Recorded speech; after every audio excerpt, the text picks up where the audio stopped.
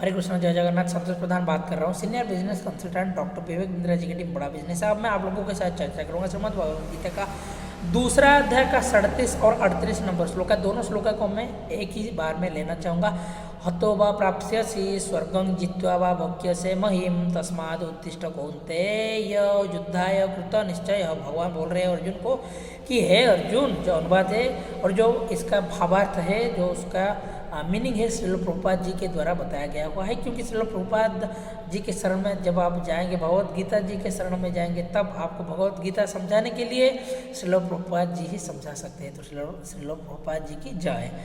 और भगवान क्या बोल रहे हैं कि हतोवा प्राप्स्यसि स्वर्गं जित्वा वा भोक्ष्यसे महीम तस्माद् उत्तिष्ठ कौन्तेय युद्धाय कृत निश्चय।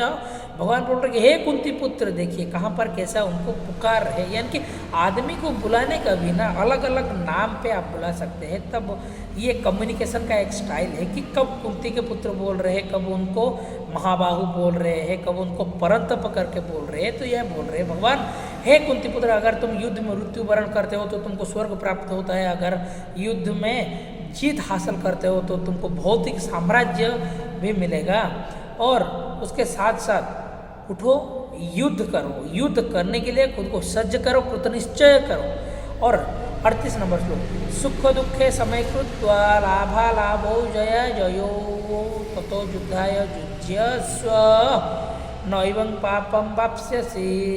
भगवान बोल रहे सुख दुख लाभ हानि, सुख दुख हानि लाभ जय पराजय, ये सारे के सारे चीज को विचार ही मत करो, केवल और केवल और केवल युद्ध करने के लिए सज्ज हो अर्जुन। क्योंकि इस तरह से तुम अगर युद्ध करोगे तो तुम कभी भी पाप आचरण नहीं करोगे। भगवान क्या बोल रहे हैं कि अपने आप को ना, मैं एक चीज बोलना चाहूँगा कि मैं अगर कर्म से विरत हो जाऊँगा ना तो ये मेरे लिए जघन्य पाप होगा। इसलिए मेरे को अपने कर्म से दूरी नहीं बनाना है, अपने कर्म को छोड़कर भागना नहीं है, अपना कर्म करना है। क्योंकि जो मेरे को मिलना होगा वो तो मेरे को मिलेगा। अगर मैं कर्म करना छोड़ दूंगा तो जो मिलने वाला होगा ना वो भी मेरे को नहीं मिलेगा। क्योंकि मेरे को पता नहीं है कि मेरी ज़िंदगी में क्या होगा। लेकिन मैं जब अपना कर्म ही करना छोड़ दूंगा तो मेरे को क्या मिलेगा। हो सकता है कि मैं 2 रुपया के लिए आज तरस रहा हूँ, लेकिन मेरे को शायद कर्म करने से 20 रुपया भी मिले। हो सकता है कि मैं 2 रुपया के लिए तरस रहा हूँ तो मेरे को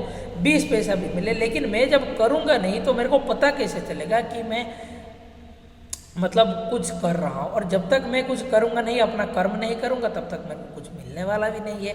इसलिए हमेशा आदमी को अपने कर्म के प्रति विरत होना नहीं चाहिए, अपने कर्म को प्रेम करना चाहिए, अपने कर्म के प्रति निष्ठावान पूर्वक, समर्पण भाव पूर्वक, सम्मान पूर्वक और योगदान देना चाहिए। और अब हम लोग देखेंगे 39 नंबर श्लोक का क्या बोल रहे हैं भगवान।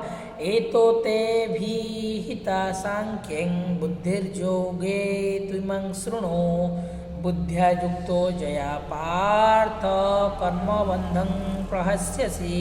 भगवान बोल रहे हैं कि अब तक मैं तुमको अर्जुन सांख्य दर्शन के बारे में बोला है।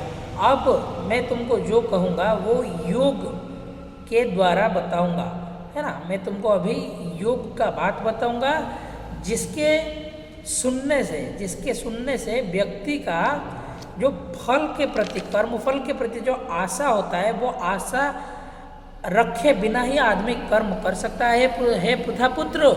और जब तुम बुद्धि का यानी कि योग के बस में आकर कर्म करोगे तब तुम कर्म से मुक्त हो जाओगे। हरे कृष्ण जय जगन्नाथ। इस वीडियो को अंत तक देखने के लिए दिल की गहराई से प्रेम पूर्वक बहुत बहुत धन्यवाद। हरे कृष्ण जय जगन्नाथ।